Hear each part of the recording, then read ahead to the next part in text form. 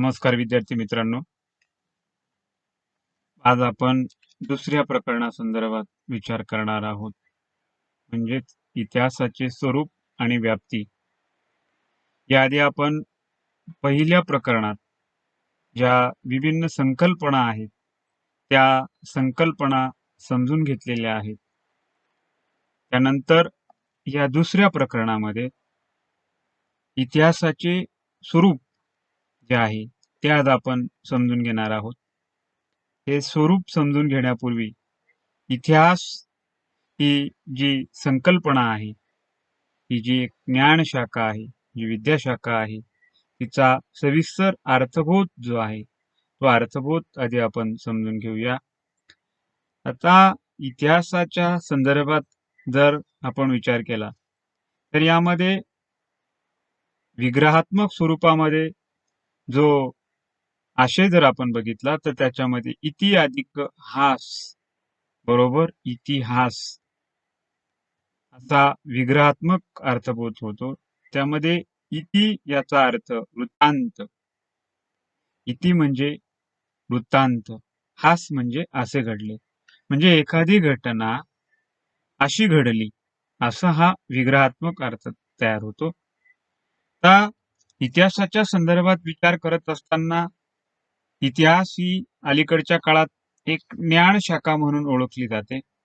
कारण इतिहासामध्ये केवळ राजकीय अंगाने विचार होत नाही, तर त्यामध्ये आर्थिक असेल, सामाजिक असेल, शैक्षणिक असेल, प्रशासकीय असेल, सांस्कृतिक असेल, अशा विभिन्न अशा घटकांचा विचार होतो, विभिन्न अशा व्यवस्थेचा विचार होतो. आणि म्हणून इतिहास ही अलीकडच्या काळात एक ज्ञान शाखा म्हणून विस्तारित झालेली दिसते.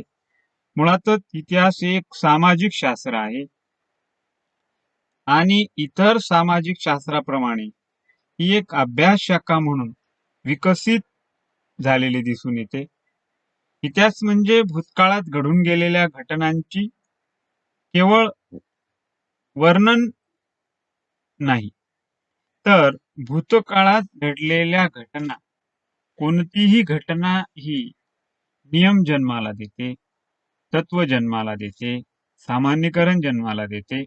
आणि म्हणून या नियमाचा, या तत्वाचा, या सामान्यीकरणाचा उपयोग भविष्यामध्ये आपल्या दैनंदिन जीवनामध्ये कशा पद्धतीने करता येईल, म्हणजे आपले विचारधन कशा पद्धतीने वाढवता येईल, याचा व्यापक मनोदय हा इतिहासाचे विद्यार्थी म्हणून तुम्ही बाळगणं हा निश्चित या ठिकाणी क्रमप्राप्त असा भाग ठरतो. आता एकूणच इतिहासाच्या संदर्भात जर आपण विचार केला तर त्यामध्ये जे काही मूलभूत बारकावे आहेत, म्हणजे ते बारकावे समजून घेणं हे या ठिकाणी उपयुक्त ठरेल. गतकाळाचा शोध. इतिहास हा भूतकालीन घटनांशी निगडीत असतो, की ज्या पद्धतीने मगाशी विचार केल्याप्रमाणे आपण की घटना ही नियम, सामान्यीकरण आणि तत्व जन्माला देते. आणि म्हणून अशा नियमाचा, अशा सामान्यीकरणाचा आणि अशा तत्वाचा निश्चितच आपल्या भावी आयुष्यामध्ये कसा उपयोग करता येईल याचा विचार करावा, उपयोजनात्मक पातळीवर याचा विचार करावा. मानवाच्या समग्र वाटचालीचा आलेख. इतिहास ही एक अशी ज्ञानशाखा आहे, ही अशा पद्धतीचे हे सामाजिक शास्त्र आहे की ज्या सामाजिक शास्त्रामध्ये मानव म्हणजे व्यक्ती अथवा व्यक्ती समूहाचा विचार केला जातो. आणि अशा व्यक्ती किंवा व्यक्ती समूहाच्या वाटचालीचा जो आलेख आहे, तो आलेख हा या ठिकाणी अभ्यासाचा विषय म्हणून ओळखला जातो. मानवाची स्वातंत्र्य गाथा. आता या ठिकाणी मुळातच कोणत्याही समूह व्यवस्थेचा जर आपण विचार केला तर त्या समूह व्यवस्थेला एक स्वतंत्र इतिहास असतो, त्या संस्कृतीला एक स्वतंत्र इतिहास असतो. आणि म्हणून अशा पद्धतीने ही मानवाच्या संपूर्ण वाटचालीच्या, त्याच्या संस्कृतीचा सविस्तर विचार हा या विषयामध्ये केला जातो. भूतकाळाची कालबद्ध मांडणी. आता याच्यामध्ये ज्या पद्धतीने यशकार यांनी मांडलेला मनोदय की इतिहास म्हणजे वर्तमान काळ आणि भूतकाळ यांच्यातील कधीही न संपणारा संवाद. म्हणजे जो गतकालीन भाग आहे, जी गतकालीन घटना आहे, या घटनांची जी काही समन्वयकता आहे, ती समन्वयकता या ठिकाणी कालबद्ध पद्धतीने मांडली जाते. आणि म्हणूनच निश्चितच इतिहासाचा गर्भित अर्थ समजून घेत असताना आपल्याला हे जे विभिन्न बारकावे आहेत ते समजून घेणं हे निश्चित या ठिकाणी क्रमप्राप्त ठरतं. तर वळूया आपण इतिहासासंदर्भात इतिहासकारांचा जो मतप्रवाह आहे, तो मतप्रवाह आधी आपण समजून घेऊया. मगाशी उल्लेख केल्याप्रमाणे E.H. कार ज्यांनी इतिहासासंदर्भात मांडलेला जो काही विचार प्रवाह आहे, तो म्हणजे इतिहास म्हणजे भूतकाळ व वर्तमान काळातील कधीही न संपणारा संवाद. आता यामध्ये वर्तमान काळ असेल आणि भूतकाळ असेल यांच्यातील अखंडित जो संवाद आहे, त्या संवादावर E.H. कार यांचा विशेषतः भर असलेला दिसून येतो. मुळातच हा संवाद जो भविष्याला देखील उपयुक्त ठरतो. म्हणून या ज्ञान शाखेचा सहसंबंध हा तीनही काळाशी निगडित असतो. आणि म्हणून जर तीनही काळाशी निगडित असणारी ही ज्ञान शाखा असेल तर निश्चितच या ज्ञान शाखेचा उपयोजनात्मक पातळीवर अलीकडच्या काळातील जे महत्व आहे ते महत्व या ठिकाणी अभिप्रेत दिसते. त्यानंतर लेवी यांनी मांडलेला दृष्टिकोन म्हणजे नैतिक मूल्यांचे स्पष्टीकरण व संग्रहण म्हणजे इतिहास. नैतिक मूल्य, नीतिमूल्य. प्रारंभीच्या अवस्थेमध्ये ज्या पद्धतीने आपण विचार केला की इतिहासात घटनांचा अभ्यास केला जातो. घटना ही नियम तत्व जन्माला देते. म्हणजे घटनेशी निगडित असणारे जे तत्व आहे, जे मूल्य आहे, ते मूल्य, ते तत्व आणि त्या तत्वांचा संग्रह हा इतिहासामध्ये अभ्यासाचा विषय ठरतो. म्हणूनच की हा जो दृष्टिकोन आहे, तर तो दृष्टिकोन उपयोजनात्मक पातळीवर इतिहासाचे विद्यार्थी म्हणून तुम्ही बाळगणं हा निश्चित या ठिकाणी भविष्यासाठी एक चांगला असा दृष्टिकोनाचा आणि वैचारिक धनासंदर्भातला उपयुक्त असा भाग ठरेल. म्हणून लेवी यांनी नैतिक मूल्यांच्या स्पष्टीकरण आणि संग्रहांवर अभ्यासाच्या संदर्भात इतिहासाचा जो काही भर आहे तो या ठिकाणी मांडलेला दिसतो. त्यानंतर इतिहासाचे जनक म्हणून ज्यांना ओळखले जाते त्या हेरोडोटस यांच्या संदर्भात जर आपण त्यांचा दृष्टिकोन विचारात घेतला तर त्यामध्ये त्यांनी मांडलेला दृष्टिकोन म्हणजे इतिहास म्हणजे संस्मरणीय घटनांचा शोध.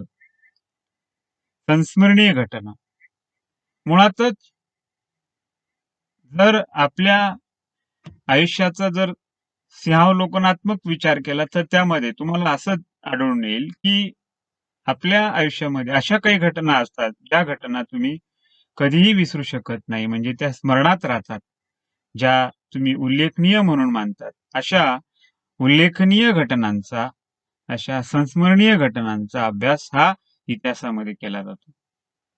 म्हणजेच काय की अशी घटना की जी घटना नीतिमूल्य, जी घटना सामान्यीकरण, जी घटना नियम जन्माला देते, अशा घटनांचा अभ्यास हा इतिहासामध्ये केला जातो.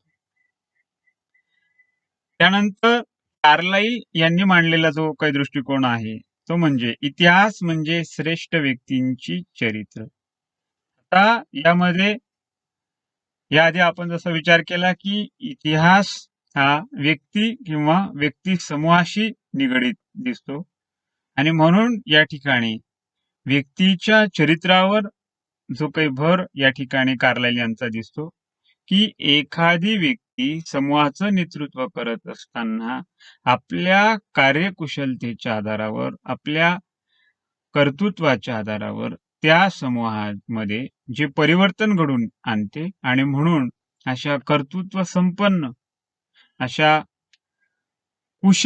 कार्यकुशल अशा व्यक्तीच्या चरित्रांसंदर्भात देखील अभ्यास हा इतिहासामध्ये केला जातो.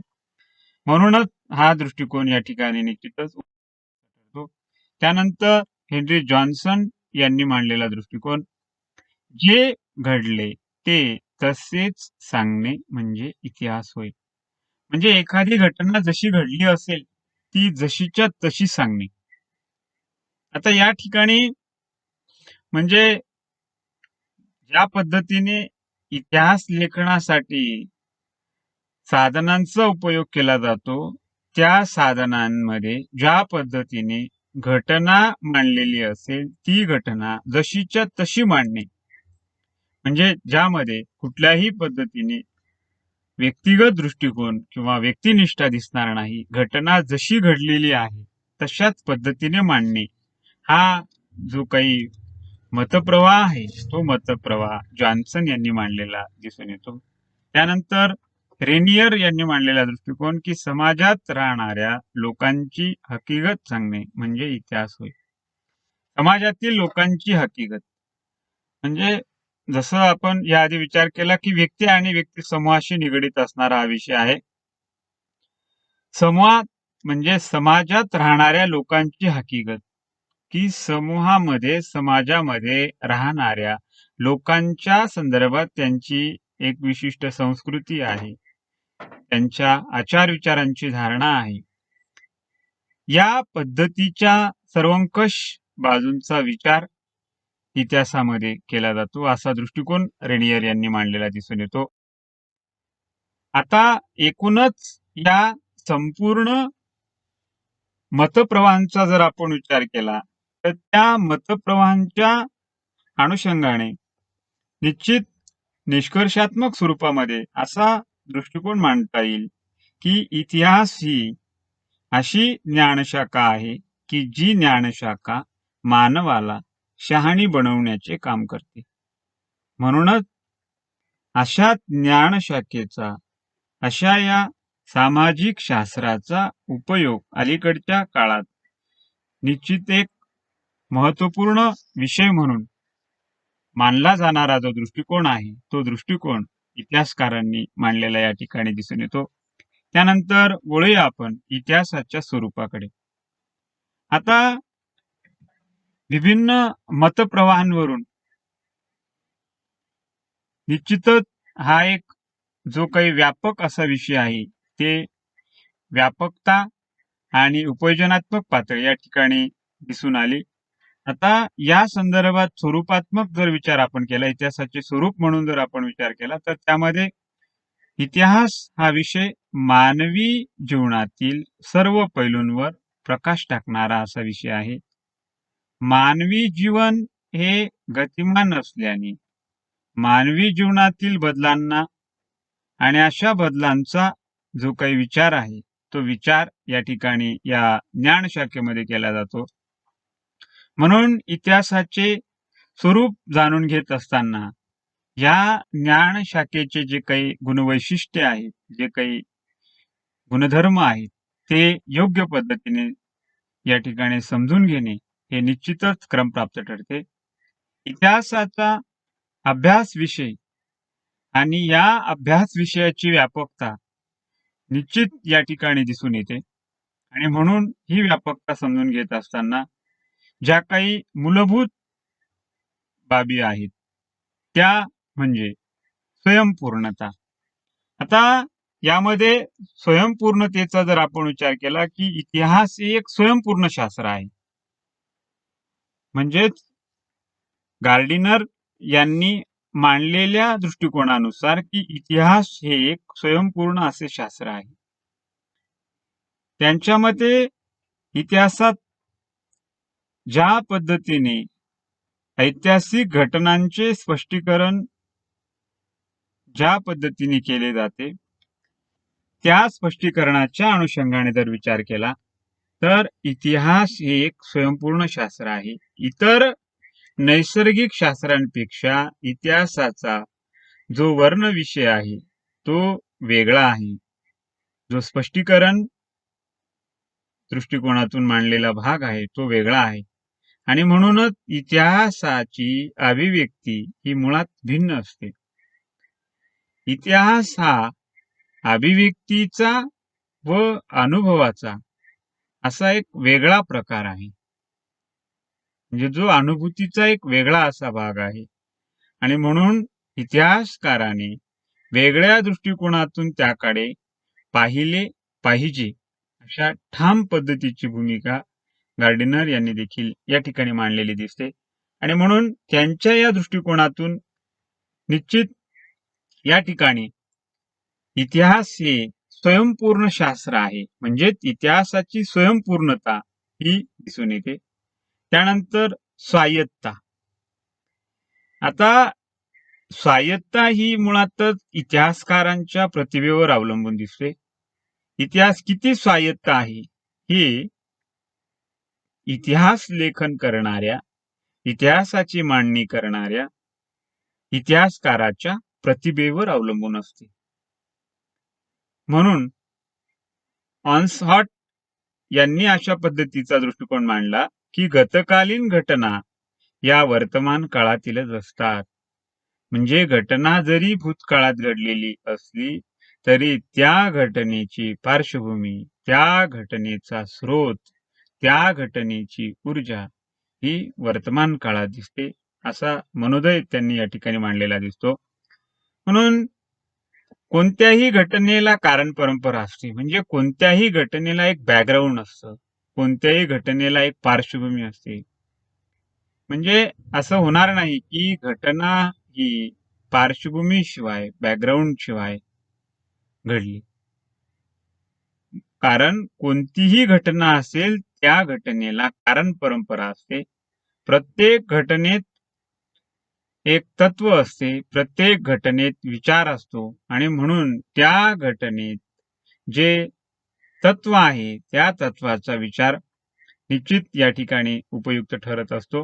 म्हणून मानवी समाजाची जी रचना आहे व ज्या पद्धतीने विकासाच्या मुळाशी जर आपण विचार केला तर निश्चित या ठिकाणी घटनेमध्ये दडलेले जे तत्व आहे, घटनेशी निगडीत असलेले जे तत्व आहे, घटनेशी निगडीत असणारे जे मूल्य आहे, घटनेशी निगडीत असणारी जी नीतिमत्ता आहे ती या ठिकाणी उपयुक्त ठरत असते. म्हणूनच इतिहास हा स्वायत्त आहे, परंतु ही स्वायत्तता मात्र इतिहासकारांच्या प्रतिभेवर अवलंबून असते की जी इतिहासकारांची मांडणी ही या विद्याशाखेला स्वायत्तेच्या स्वरूपावर, म्हणजे स्वायत्तता ही इतिहासकारांच्या प्रतिभेवर अवलंबून असते.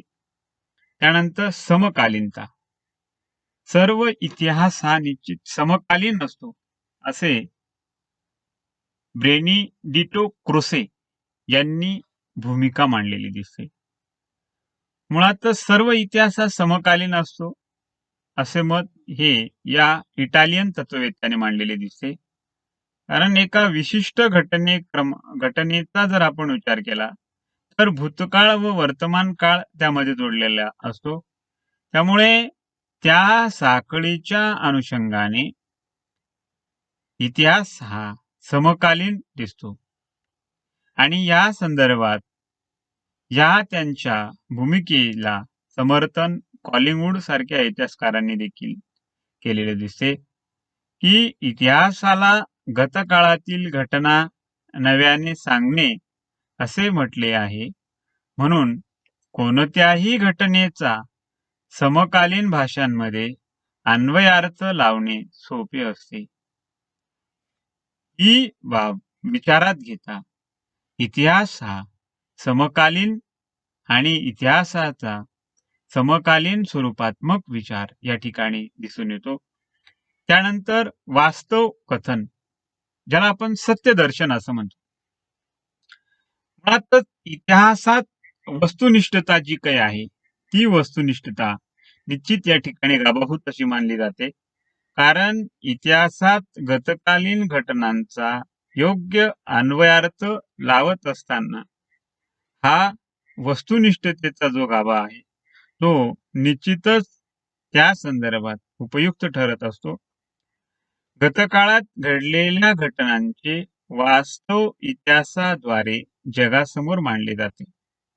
घटना ज्या पद्धतीने घडलेली आहे तिचे जसेच्या तसे स्वरूप इतिहासाच्या माध्यमातून जगासमोर मांडले जाते आणि म्हणूनच गतकाळातील घटनांचे वास्तवतेचे दर्शन, सत्यतेचे दर्शन घडवून आणणारा हा विषय होय. म्हणूनच इतिहासात वस्तुनिष्ठतेला अनन्यसाधारण असे महत्त्व दिसून येते.